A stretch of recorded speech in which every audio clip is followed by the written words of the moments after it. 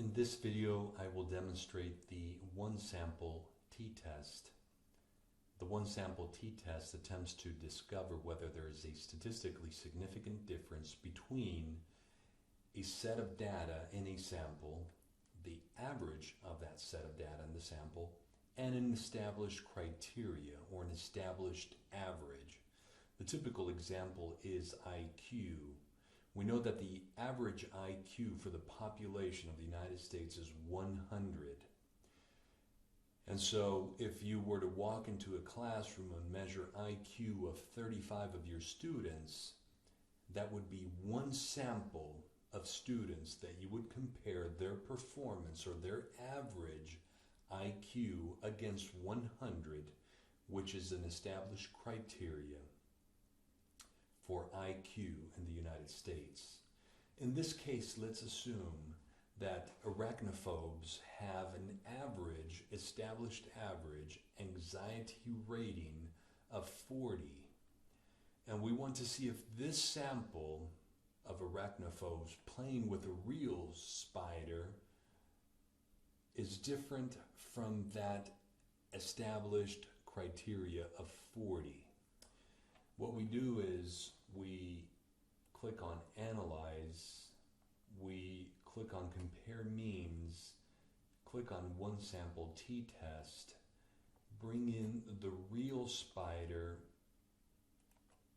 variable into the test variable box, and we have said that the average for arachnophobes playing with a real spider of anxiety is 40. So we enter that test value into this box and we simply click on OK. The one sample t-test will reveal how many participants we have, what the average mean is and the standard deviation is. And we can see that we have a mean of 46.18, and if we said that the average is 40.18, we can already eyeball this and suggest that there might be a difference, at least in values, between the sample that we have for playing with a real spider in this case compared to the average established criteria of 40.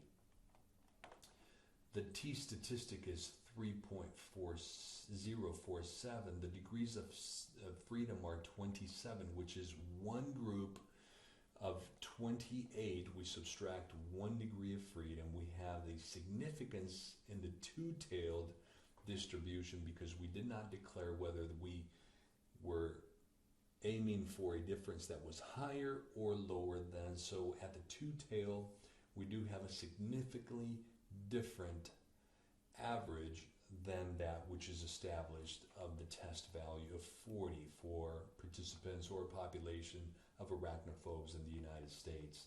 The mean difference is 6.17, and this is your lower and upper confidence interval. So we would conclude that there is a statistically significant difference between the average anxiety of the participants in this sample and the average of 40 in the population of arachnophobes. That is the independent samples t-test.